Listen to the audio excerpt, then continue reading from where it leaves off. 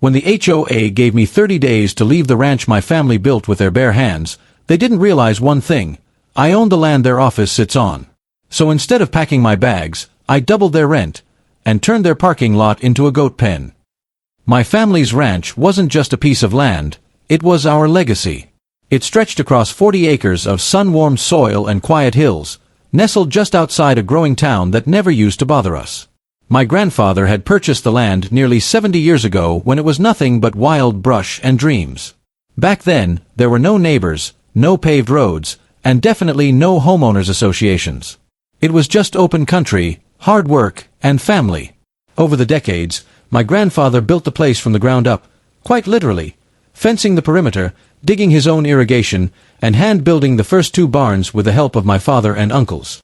That ranch held generations of sweat, sacrifice, and Sundays spent fixing fence posts instead of watching football. I grew up on that land.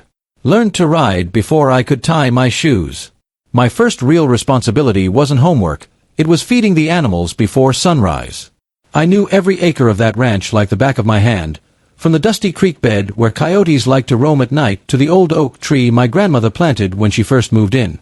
Everything we had, everything we believed in, honor, hard work, and self-reliance, was rooted in that soil. It was more than home. It was history. It was identity. Over the years, the town started inching closer. What used to be long stretches of farmland turned into subdivisions and shopping plazas. First came the gas station a mile down the road. Then the fast food joints. Then a strip mall. Suddenly, what had been a remote rural area started to look like the suburbs. But even as development crept in, we never thought it would affect us. Our land was private, legally protected, and had been zoned for agriculture since before zoning laws even existed in this county. So, we kept to ourselves. We paid our taxes, maintained our fences, and stayed out of trouble. No one had any business telling us how to run things on our own property. That all changed when the Ridgepoint Meadows development was built. A shiny new subdivision for upper-middle-class families with identical white fences, manicured lawns, and 2-car garages. The kind of place where people complained if your grass was half an inch too long or your garbage can sat outside for more than 10 minutes. That community popped up right across the road from our eastern property line, and with it came something we never saw coming: an aggressive and overly ambitious homeowners association. At first, it was just mailers. Glossy pamphlets left in the mailbox that talked about community standards and harmonious neighborhood aesthetics. We laughed them off. We weren't in their neighborhood. We weren't part of their community. In fact, our land didn't even fall within their plat boundaries. But that didn't stop them. Soon, the letters got more formal, more legal sounding. Then came notices. Not fines, yet, but violations for things like livestock noise, building height restrictions, and non-compliant fencing. It made no sense. We'd had the same fencing for 30 years. Our animals had been there long before anyone else even thought about buying a home in this area. It felt absurd. Like the world had turned upside down and some group of suburbanites thought they could stroll into ranch country and start making rules. The real kicker: their HOA office, the building they used for their board meetings, their mailers, their enforcement department. It sat on land that my family had leased to the city decades ago under a public development agreement. Back then, my grandfather had agreed to lease a corner parcel to the city for a token amount so they could build a small administration unit and a parking area. No one imagined it would someday be used to harass the very family who helped build this community in the first place. Still, I didn't think much of it at the time. I figured it was a misunderstanding. Maybe some rookie HOA member didn't check the boundaries. I didn't realize how serious they were until the first notice of eviction arrived, claiming that my barn violated municipal beautification codes and posed a threat to neighborhood uniformity. That was the moment I knew this wasn't just about grass length or fence color. This was about power, territory, and control. They wanted the land, or at the very least, they wanted us gone. But what they didn't realize was that this ranch wasn't just dirt and wood. It was my family's bloodline. And if they thought we were going to roll over and hand it away for the sake of some HOA's vision of uniform landscaping and silent nights, they were dead wrong. Because they may have had bylaws and board meetings, but we had land, legal documents, and a legacy to protect. The arrival of Ridgepoint Meadows marked the beginning of a quiet but deliberate invasion. It started with construction noise and dust clouds as bulldozers carved up once open fields. Real estate agents flooded the area with marketing campaigns, touting a picturesque suburban paradise on the edge of serene country life. Within months, the development was sold out. Rows of nearly identical homes rose quickly, each painted in soft neutral tones, each boasting a lawn trimmed within an inch of its life. The streets bore carefully curated names like Lavender Lane and Cedar Blossom Drive, designed to create the illusion of charm. Alongside the influx of new families came an organizational body meant to preserve community standards, the Ridgepoint Meadows Homeowners Association. At first, its existence was of no concern. The boundaries of the HOA-covered properties were clearly defined in county records, and the ranch was far outside that perimeter. But the people running the HOA did not see boundaries the same way. They saw proximity as entitlement and believed that anything in their line of sight was subject to their standards. It began subtly. HOA members, led by a particularly zealous board president, started showing up at city meetings to voice complaints about unsightly agricultural operations ruining the neighborhood aesthetic. The ranch, they claimed, was noisy, disorganized, and damaging property values.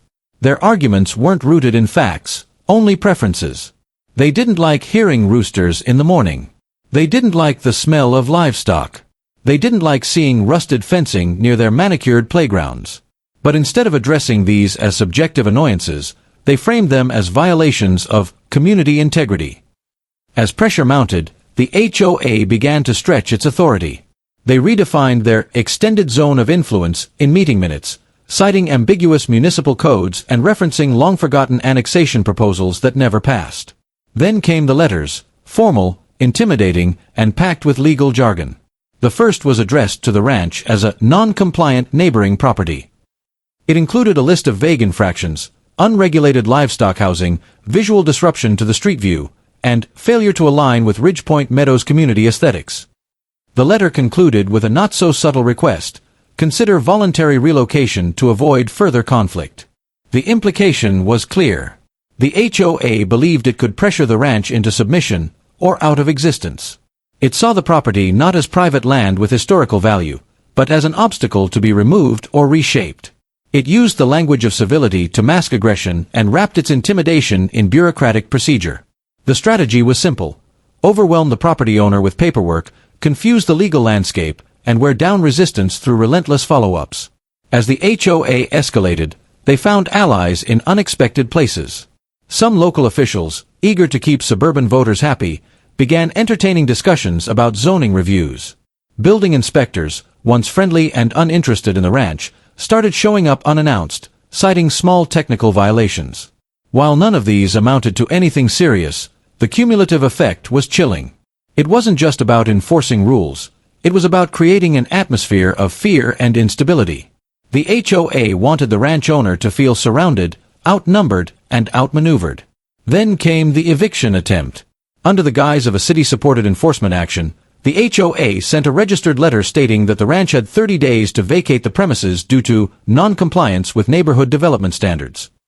The document referenced codes that didn't apply and jurisdictions that didn't exist. But the format, the tone, and the signature of an HOA legal counsel gave it an air of authority. To the untrained eye, it looked legitimate. To the HOA, it was a chess move, a daring attempt to bluff their way into seizing land they had no right to. What the HOA underestimated, however, was the complexity of land ownership in that area. The ranch wasn't a newly purchased lot with vague easements. It was a deeply rooted parcel, tied into multiple land agreements dating back decades. And most importantly, the HOA's own operations relied on a small piece of that land, a parking lot and utility access area granted under a long-term lease originally negotiated with the rancher's family.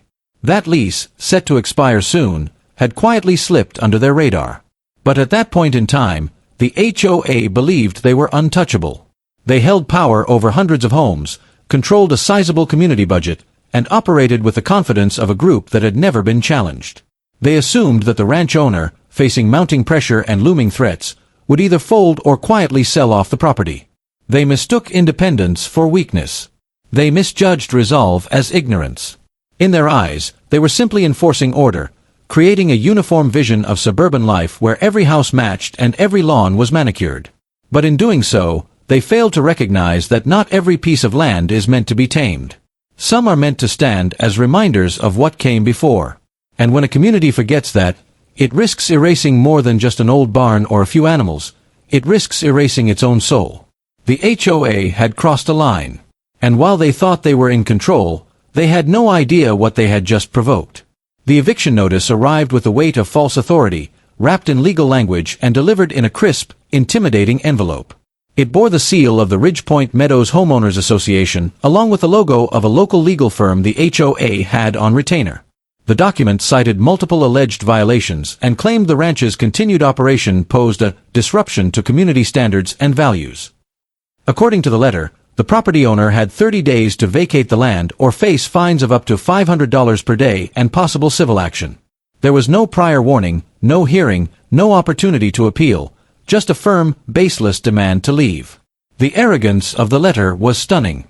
It referred to the ranch as a non-conforming entity that had failed to integrate with the evolving suburban environment. It spoke of unauthorized structures, livestock-related disturbances, and even aesthetic conflict with neighboring properties. What made the entire thing even more outrageous was that the ranch didn't fall under HOA jurisdiction at all. Its boundaries, well documented in county records, had never changed. But the HOA was counting on fear to make its move successful. They believed that a barrage of official-looking documents, backed by a legal firm and delivered with urgency, would be enough to intimidate the landowner into compliance or surrender. Behind the curtain, the HOA had grown bolder due to perceived political support and local silence. The Ridgepoint Meadows Board had spent months carefully positioning itself as the voice of the new community. They used neighborhood newsletters to drum up fear about the ranch, framing it as a declining, outdated eyesore dragging down property values. They held meetings where they encouraged residents to sign petitions demanding modernization and standard enforcement in surrounding areas. With these signatures in hand, they began approaching city officials and zoning boards, attempting to manufacture momentum behind their cause. Some city staff members, seeing potential campaign donors and political clout within the HOA ranks, began to play along. They floated proposals to review land compatibility and reassess boundary applicability in outlying areas. Although these discussions were still preliminary and lacked legal standing, the HOA treated them as green lights. The board president, eager to prove her effectiveness, pushed forward with the eviction notice to the ranch, an action she described in internal emails as decisive community protection. What they didn't expect was resistance. When the ranch owner received the eviction letter, he didn't panic. Instead, he reviewed the deed, zoning maps, historical agreements, and lease documents with a legal team that had been working with the family for decades. It quickly became clear that the HOA's actions weren't just aggressive, they were legally absurd. The ranch was protected under grandfathered zoning exemptions for agricultural land. It was privately owned, without any HOA clauses or subdivision contracts. Furthermore, the lease agreement that allowed the HOA to use a portion of the ranch's land for their parking lot and utilities was due for renewal within weeks. The HOA's mistake wasn't just legal overreach, it was strategic blindness. By attempting to evict a property they didn't control, they opened themselves up to counterclaims and exposure. More importantly, they provoked someone with leverage, the very person whose land they were sitting on. The irony was almost poetic. While the HOA was threatening fines and eviction, they were tenants themselves, on land they didn't even own. Yet, despite the legal facts, the emotional toll was real. The notice stirred outrage not just in the rancher's household, but in surrounding rural families who had watched the suburban creep for years. It became a local controversy, discussed in diners and on community Facebook groups. The idea that a powerful HOA could fabricate authority and try to force out a long-standing landowner ignited something deeper, resentment toward outsiders who tried to rewrite the rules for places they didn't build. Still, the HOA doubled down. They issued follow-up letters, sent compliance inspectors to the edge of the ranch property, and began fining the ranch in absentia for non-existent violations. They plastered warnings across neighborhood bulletins and made veiled threats about lawsuits. But each move only exposed their desperation. The harder they pushed, the more they revealed just how weak their actual standing was. This wasn't just a disagreement over fences or livestock. It was a fight for identity, between those who believed in history, self-reliance, and private property, and those who believed everything should conform to rules crafted in a boardroom. The HOA had overstepped, believing bureaucracy and bluster would win the day.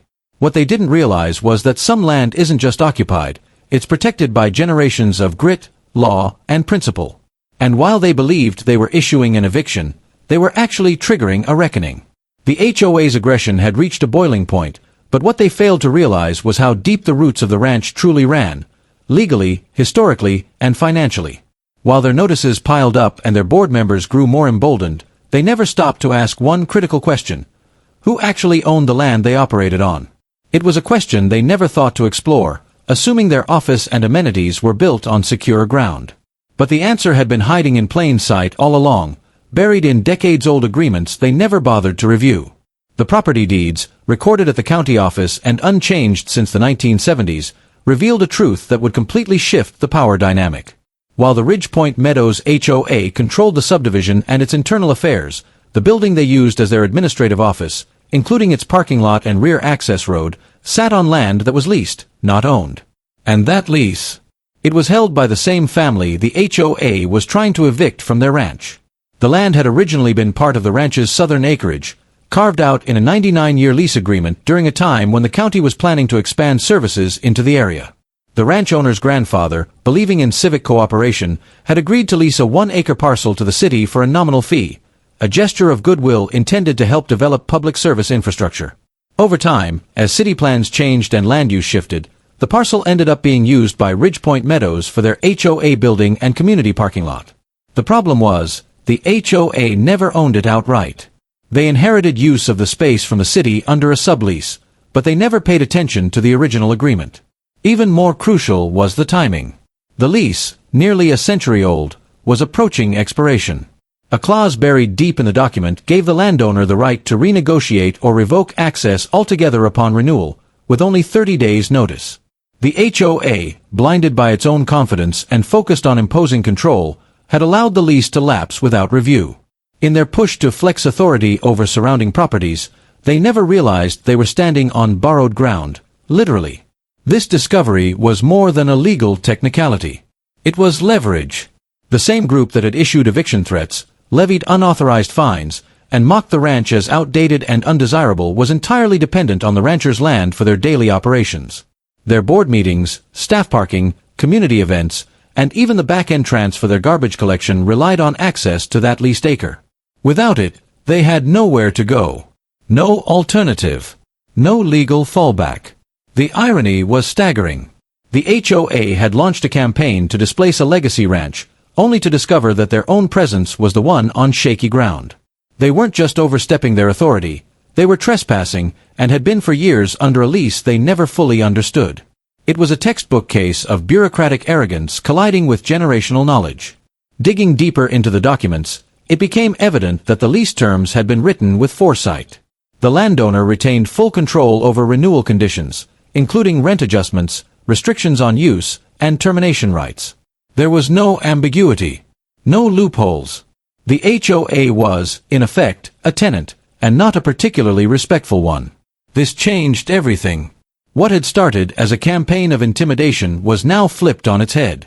The balance of power had shifted entirely, not through retaliation, but through the simple, patient work of reading the fine print. The legal team reviewed the lease in its entirety and confirmed the obvious. The landowner could terminate or renegotiate the agreement at will, provided written notice was given prior to the lease's anniversary. There was no requirement to explain the reason or to provide accommodations. It became clear that the HOA's entire foundation, both figuratively and literally, was built on land they didn't own and had grossly taken for granted. The parking lot that board members used daily? It could be fenced off in 30 days. The office building they claimed as their authority center? It could be locked out and reclaimed for agricultural use. Every action they had taken against the ranch was now subject to response, backed by legally documented land control. For a group so obsessed with rules, uniformity, and jurisdiction, the realization that they were in violation of their own ignorance was more than a setback, it was a humiliating revelation. They had failed to do their homework, failed to respect long-standing agreements, and failed to understand that not all land can be absorbed into suburbia. Some boundaries are legal, some are ethical, and some are both. What they had triggered was not just resistance, it was the awakening of consequences. The kind that come not from rage, but from precision. From reading every clause, every line, and every footnote that generations before had wisely preserved. They tried to erase a legacy with bureaucracy. But now, they were about to pay the price for forgetting who owned the ground they walked on. With the facts firmly established and the lease agreement fully verified, the tables had turned. The HOA, which had spent months bullying and threatening legal action against a ranch it had no jurisdiction over, was now occupying land it had no legal right to remain on without renegotiation. And that renegotiation was no longer going to come cheap. What had once been a goodwill agreement for a token annual rent was now a strategic asset worth 10 times what the HOA ever anticipated, and the person holding the lease had no intention of being charitable anymore.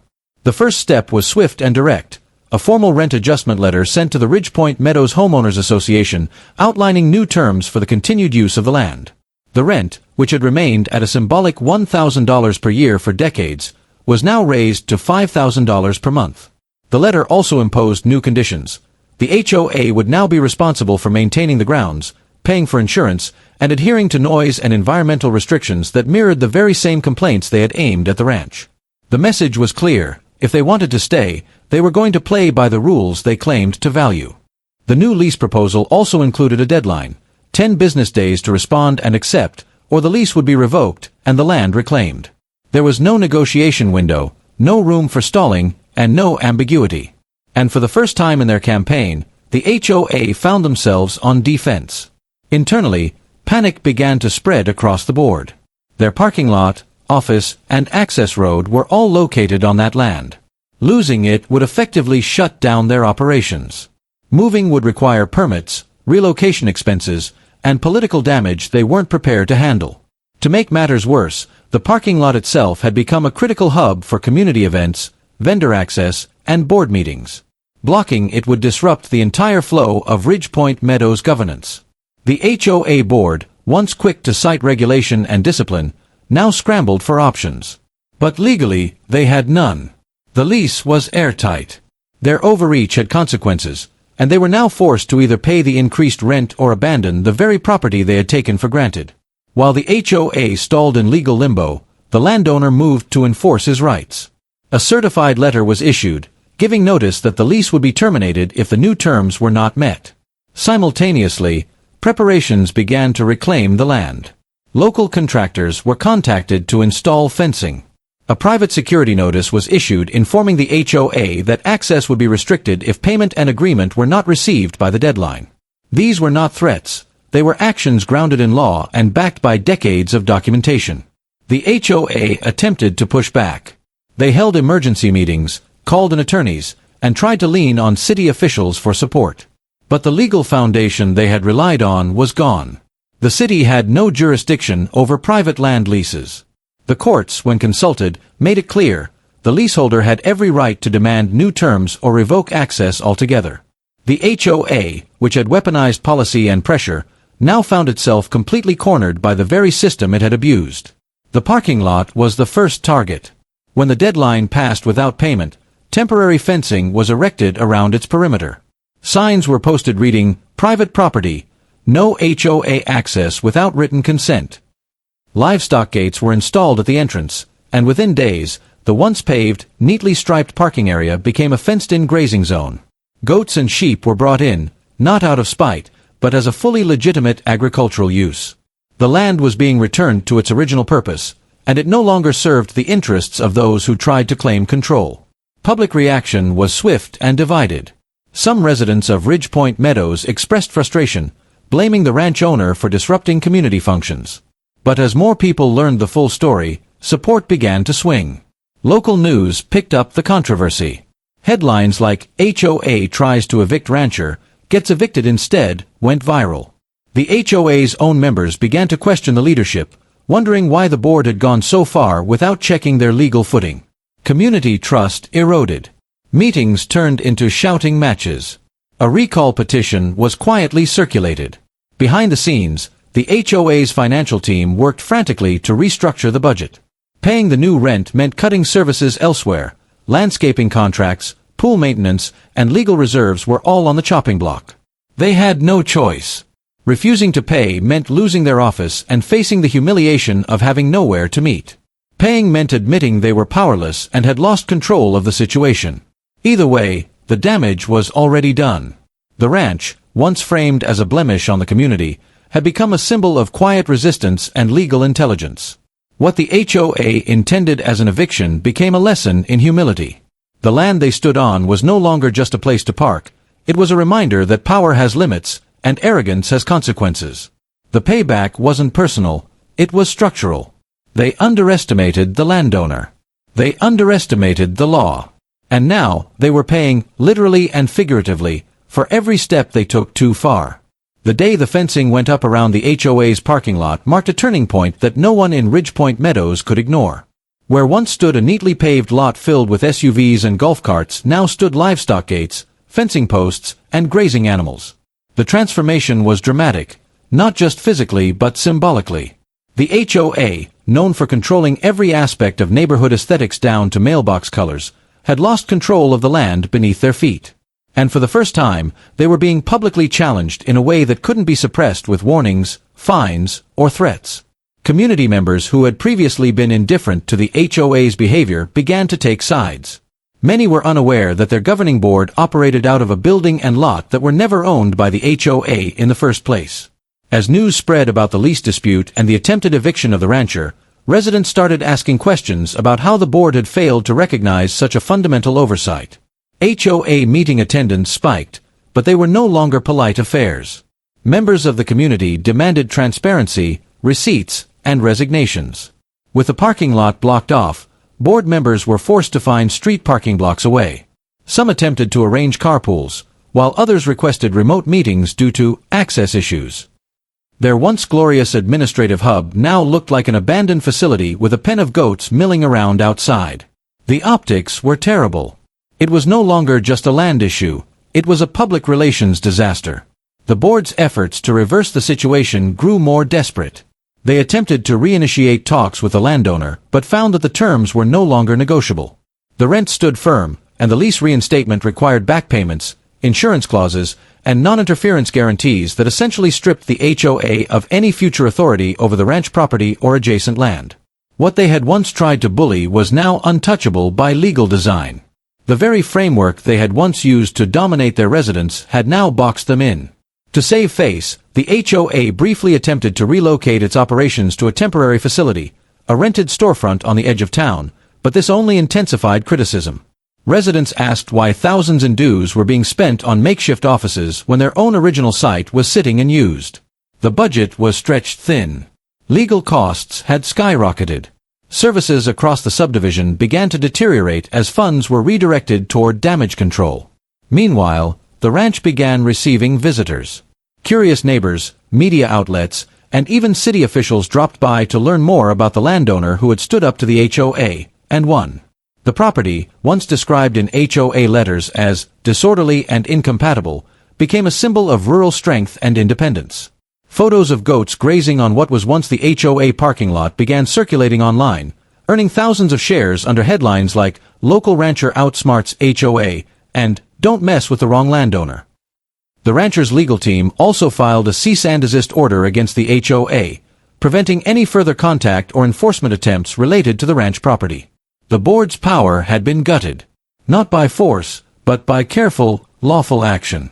Every restriction the HOA had once tried to impose was now backfiring, turned into leverage against them, with court documents and land records backing every move. Inside Ridgepoint Meadows, the impact was clear. Residents began challenging long-standing HOA rules. Petitions circulated calling for the elimination of restrictive aesthetic mandates and costly dues. Former board supporters stepped down or resigned, admitting the situation had been mismanaged from the start. The board president who had led the campaign against the ranch eventually faced a vote of no confidence and was removed by a slim margin. Her exit came with a scathing open letter from community members accusing her of reckless governance, dishonesty, and costing the neighborhood its reputation. As more residents voiced their discontent, the HOA was forced to suspend enforcement of several key rules until legal reviews could be completed. Confidence in the institution had crumbled. What had once been a tight-knit, meticulously regulated subdivision was now divided, uncertain, and questioning the value of the very system they once trusted to keep things in order. The ranch, meanwhile, carried on with business as usual. Livestock fed peacefully, crops grew undisturbed, and the owner continued operations without interruption. The land that had been labeled as a nuisance by the HOA now stood as a fortress of resilience. Every attempt to control or remove it had only made it stronger. And every fence post around the reclaimed parking lot stood as a reminder of what happens when power is abused without accountability. The tables had turned completely. The HOA, once feared and unquestioned, was now scrambling for legitimacy. The ranch, once targeted as an outlier, had become the example of standing your ground, both figuratively and literally. The battle wasn't just over a piece of land, it was over principle. And that principle had won, one legal document at a time. In the end, the Ridgepoint Meadows Homeowners Association found itself facing a truth it had never prepared for. It had picked a fight it couldn't win. The last attempt to reassert control, a motion to seek emergency mediation, was dismissed before it could even gain traction. Legal advisors, once confident and assertive, now counseled silence and retreat. The HOA's resources had been stretched to their breaking point, and public opinion had turned against them. With their reputation in ruins, their budget depleted, and their authority questioned, they had no choice left but to back down. The board issued a formal withdrawal of all citations and enforcement actions previously directed at the ranch.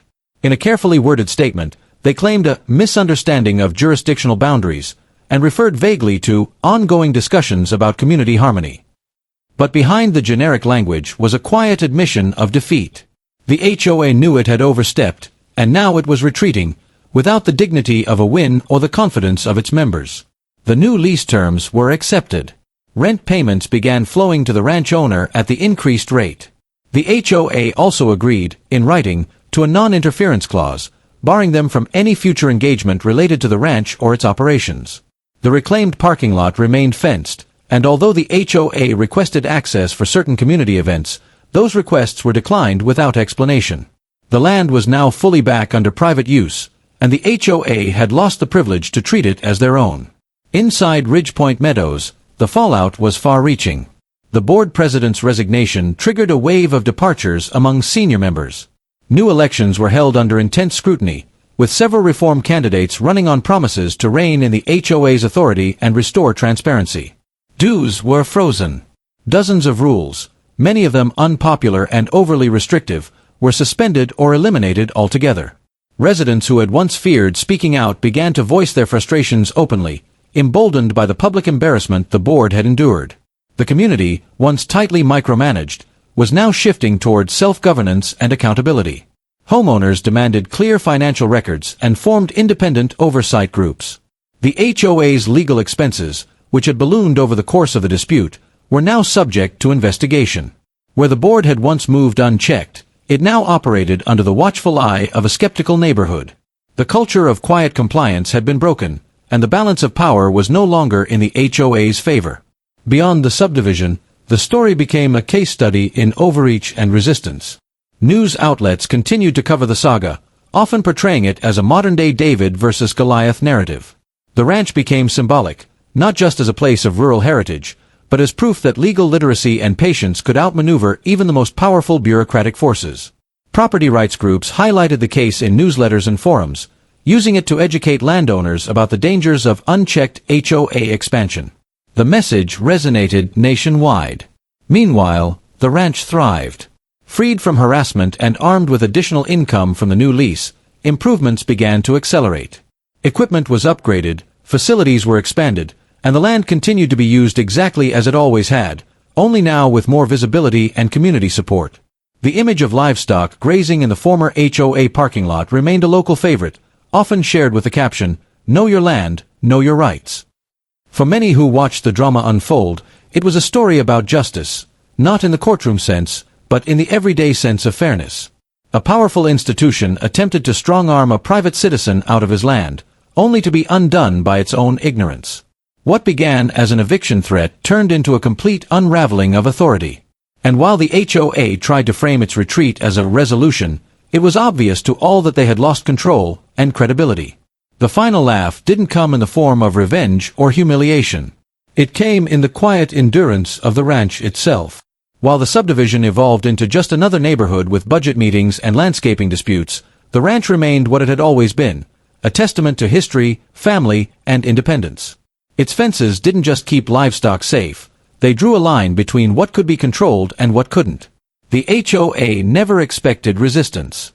They expected compliance, fear, and submission. Instead, they encountered law, documentation, and resolve. And when the dust settled, they were forced to accept what they had tried so hard to deny, that their power had limits, and those limits had just been drawn for them in permanent ink. The ranch stood tall, not because it fought back with anger, but because it stood its ground with facts.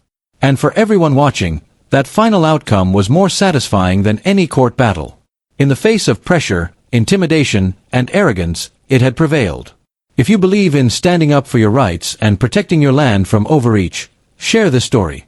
Let others know, knowledge is power, and no HOA is above the law.